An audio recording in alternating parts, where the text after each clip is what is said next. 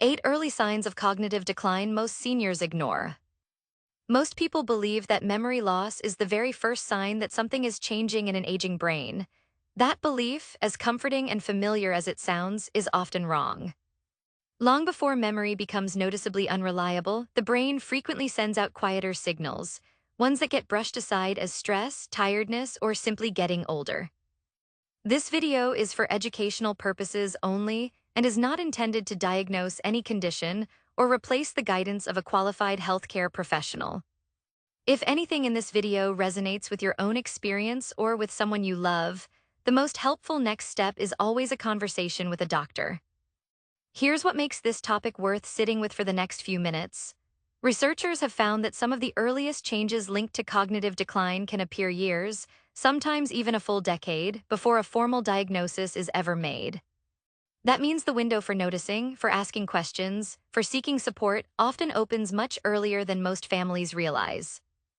We're going to walk through 8 of these early signs, moving from the ones that are easiest to dismiss to one, later in this video, that catches even attentive families completely off guard because it doesn't look like a memory problem at all.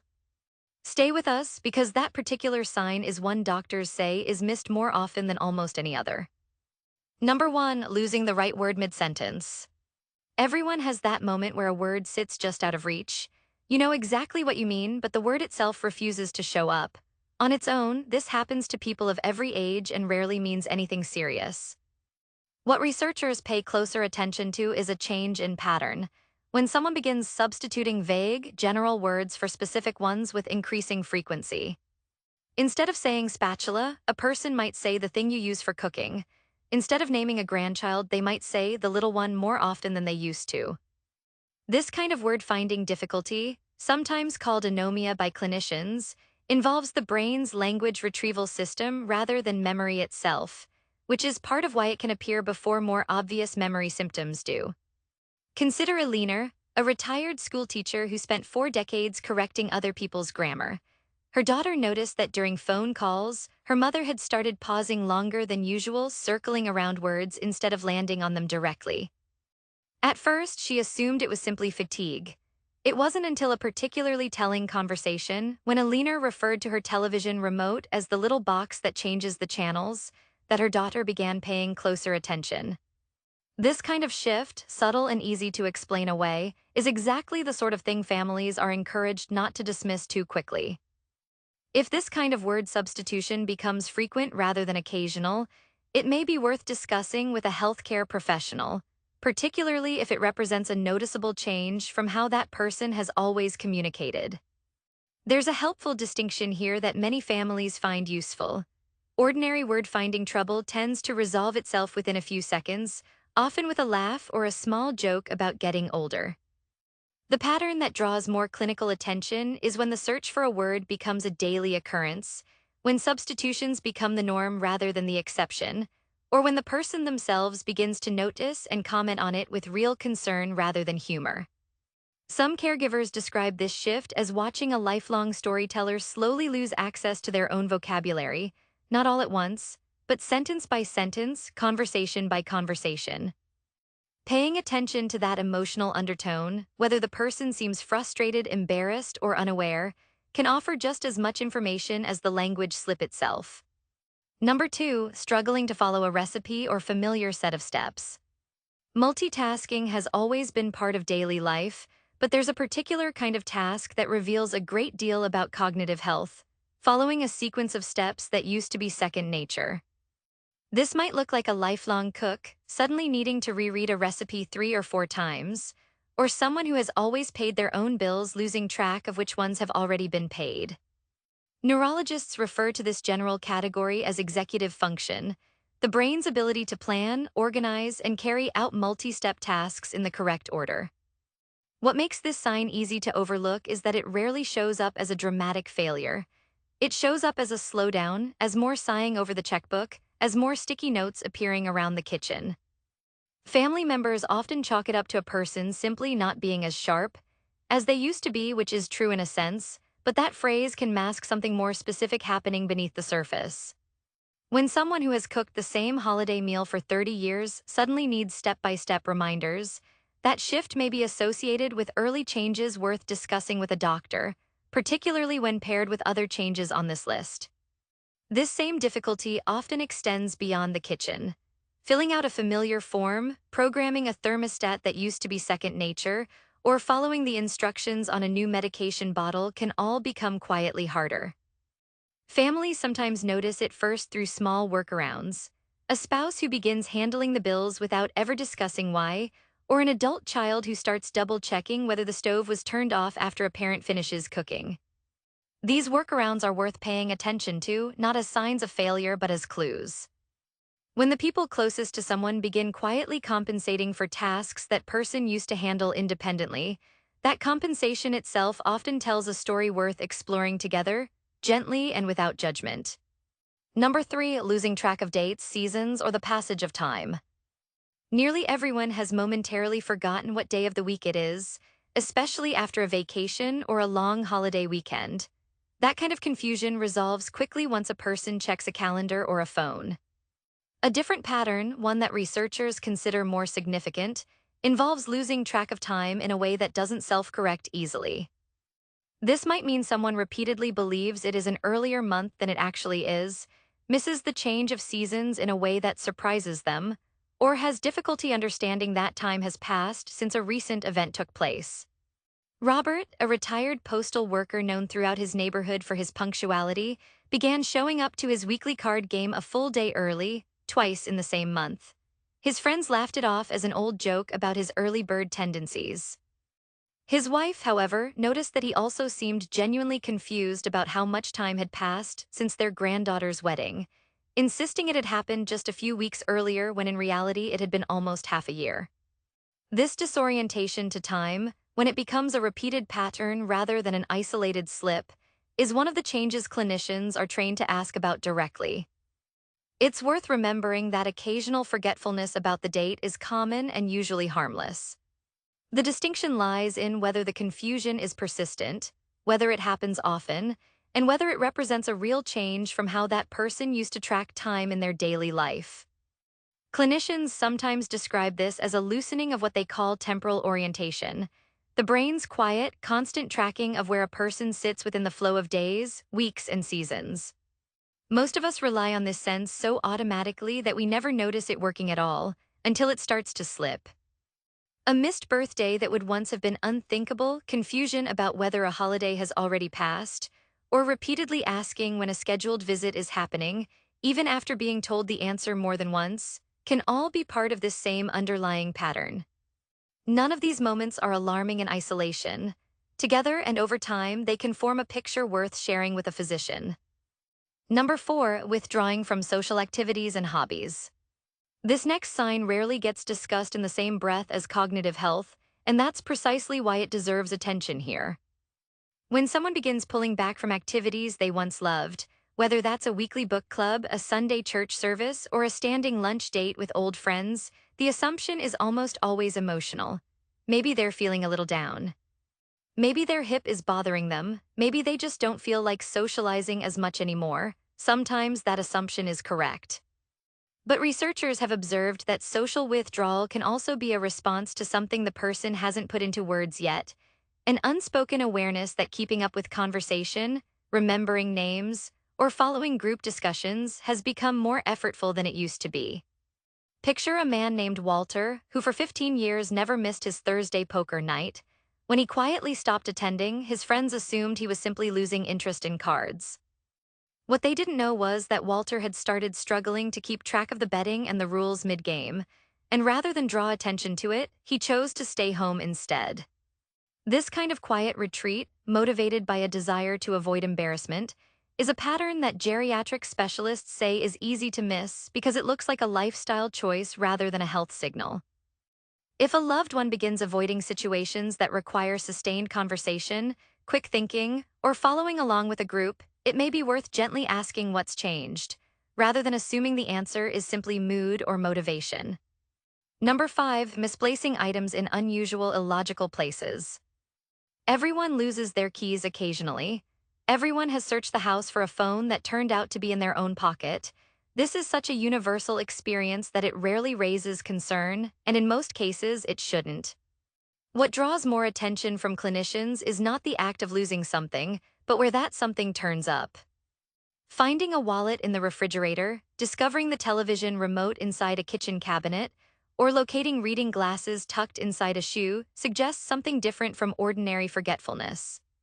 These placements often reflect a breakdown in the logical association between an object and where it belongs, rather than simple distraction. There's also an emotional layer to this particular sign that families should be aware of. When items go missing in strange locations, the person experiencing this may become convinced that someone else moved or took the item, sometimes leading to real distress or accusations directed at caregivers or family members. This isn't a character flaw or an attempt to manipulate. It may reflect the brain's difficulty reconciling memory of an action with the physical world. Understanding this distinction can make a tremendous difference in how families respond, with patience rather than frustration. A daughter named Susan learned this firsthand when her mother accused a home health aide of stealing a brooch that had belonged to Susan's grandmother. The accusation stung, and for a moment it strained a relationship that had been warm for years. The brooch turned up 3 days later, tucked inside a winter glove in a drawer that hadn't been opened since spring. Susan later said that understanding the medical context behind the accusation changed everything about how she responded, not with defensiveness, but with reassurance and a calm search rather than an argument. That shift in approach, she said, preserved a relationship that could easily have been damaged by misunderstanding alone. Number 6, getting disoriented in familiar places. Few things unsettle a family more than learning that a parent got lost driving a route they've taken hundreds of times. This particular sign tends to be one of the more alarming ones precisely because it can happen so suddenly and carries real safety implications. Spatial disorientation, the medical term for this kind of confusion, involves the brain's ability to build and use an internal map of familiar surroundings. Early on, this might look like taking a wrong turn on a well-known drive, or momentarily not recognizing which direction leads home from inside a store they've shopped at for years. Margaret, a woman in her late 70s who had lived in the same house for over 4 decades, called her son one afternoon in a state of quiet panic after turning down a street 2 blocks from her own home and suddenly not recognizing where she was. It resolved itself within minutes once she paused and gave herself time to reorient, but the experience frightened her enough that she mentioned it, which is often the exception rather than the rule. Many people who experience this kind of momentary disorientation choose not to mention it at all, out of fear or embarrassment, which is exactly why families are encouraged to create an environment where these moments can be shared openly rather than hidden. If a loved one describes even a brief episode of not recognizing a familiar location, that moment deserves a caring, non-judgmental conversation, and ideally, a discussion with a healthcare provider.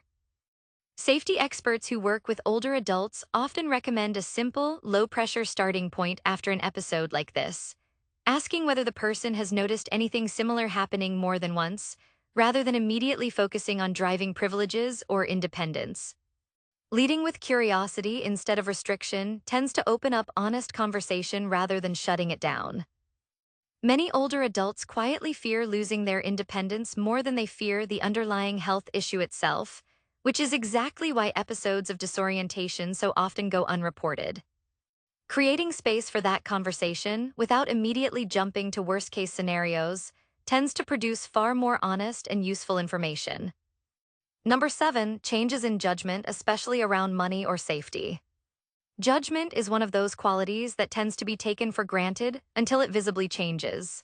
This sign often appears as a shift in decision-making that feels out of character. It might involve falling for a phone scam that would have been immediately obvious to that same person 5 years earlier. It might involve giving away unusually large sums of money to unfamiliar causes, neglecting personal hygiene in a way that breaks from a lifelong habit of tidiness, or dressing inappropriately for the weather, such as wearing a light jacket in freezing temperatures without noticing the mismatch. These changes are frequently misread as simply being more trusting or more forgetful, when in fact they may reflect changes in the areas of the brain responsible for evaluating risk and consequence. Financial exploitation, unfortunately, disproportionately affects older adults experiencing early cognitive changes, in part because these judgment shifts make it harder to recognize red flags that would have once been obvious. Families who notice a sudden pattern of questionable financial decisions, particularly involving unfamiliar callers, unsolicited offers, or repeated donations to unfamiliar organizations, are encouraged not to view this purely as a financial issue, but as a potential health signal worth raising with a physician. Some families find it useful to set up simple, respectful safeguards early, long before any serious problem arises. This might include being added as a secondary contact on a bank account, reviewing statements together on a regular basis, or having an open conversation about scam awareness that applies to the whole family, not just an older relative. Framing these conversations as something everyone does together, rather than something imposed on one person, tends to preserve dignity while still offering a meaningful layer of protection. Number 8, subtle personality or mood changes that feel out of character. This final sign is the one many families overlook entirely, and it's the one we mentioned earlier in this video, the sign doctors say is missed more often than almost any other on this list. Unlike memory lapses or word-finding trouble, personality change doesn't announce itself as a cognitive symptom at all. It looks like mood, it looks like stress, it looks like someone simply having a hard season of life. A normally easygoing person may become unusually irritable over small inconveniences. A once flexible person might grow rigid and anxious about minor changes to their routine. Someone who is naturally outgoing may become suspicious or withdrawn in ways that puzzle the people closest to them. What makes this particular sign so easy to miss is that it's almost always attributed to something else first: retirement, grief, loneliness, or simply getting older and grumpier, as families often put it with a laugh. But clinicians who specialize in cognitive health point out that subtle, sustained personality shifts, especially when they represent a real departure from someone's lifelong temperament, can be among the earliest detectable changes, sometimes preceding obvious memory symptoms by a considerable stretch of time. This is precisely why it tends to be overlooked. Nobody schedules a doctor's appointment because their father seems a little more short-tempered lately, yet this is often the sign specialists wish families had brought up sooner. Consider Harold, a man his family described for decades as endlessly patient, the kind of person who never raised his voice, even during his years running a busy auto repair shop. Over the course of about a year, his daughter noticed he'd grown snappish over things that never used to bother him: misplaced keys, a delayed dinner, a television show interrupted by a phone call. She assumed it was simply the natural grumpiness of aging, something she'd heard other families joke about too. It wasn't until a routine checkup, prompted by an unrelated concern, that a broader conversation about these mood changes began, alongside a few of the other signs discussed earlier in this video. This is the value of paying attention to personality shifts not as isolated complaints, but as pieces of a larger picture. If you notice a loved one becoming persistently different from their usual self, more irritable, more anxious, more withdrawn, or more suspicious, in a way that has lasted for weeks or months rather than days, that pattern may be worth raising with a healthcare provider, even if nothing else on this list seems to apply yet. What makes personality change especially worth naming out loud is how deeply it can affect relationships long before anyone connects it to cognitive health at all. Spouses sometimes describe feeling like they're living with a slightly different version of the person they married, not unrecognizable, but subtly altered in ways that are hard to put into words. Adult children sometimes find themselves grieving a parent's personality even while that parent is still very much present, which can be a confusing and isolating experience without the right context. Naming this pattern for what it may represent, a possible early sign of cognitive change rather than a character flaw or a personal failing, can offer families a measure of relief alongside the concern. It reframes frustration as compassion, and it often opens the door to seeking support sooner rather than later. Let's bring these 8 signs together. Word-finding difficulty, trouble following familiar multi-step tasks, disorientation to time, withdrawal from social activities, misplacing items in illogical places, getting lost in familiar surroundings, changes in judgment around money and safety, and subtle personality shifts that feel out of character. None of these, taken alone, guarantees anything.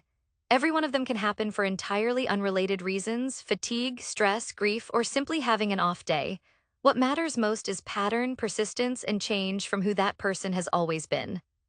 One of the most striking statistics researchers point to is this. Some of the earliest brain changes associated with cognitive decline may begin as much as a decade before a formal diagnosis is made. A full decade. That is an extraordinary amount of time, time that families can use not to panic, but to observe with compassion, to ask gentle questions, and to encourage the kind of medical conversations that lead to earlier support and better planning. It's also worth saying plainly that noticing one or two of these signs does not mean a diagnosis is inevitable or even likely. Stress, poor sleep, certain medications, thyroid changes, vitamin deficiencies, and even depression can produce symptoms that look remarkably similar to the ones described in this video, and many of those causes are entirely treatable once identified. This is precisely why a medical evaluation matters so much, not because every early sign points toward the same outcome, but because an evaluation is often the fastest path to real answers, whatever those answers turn out to be. Waiting rarely makes that path easier and rarely changes the underlying facts.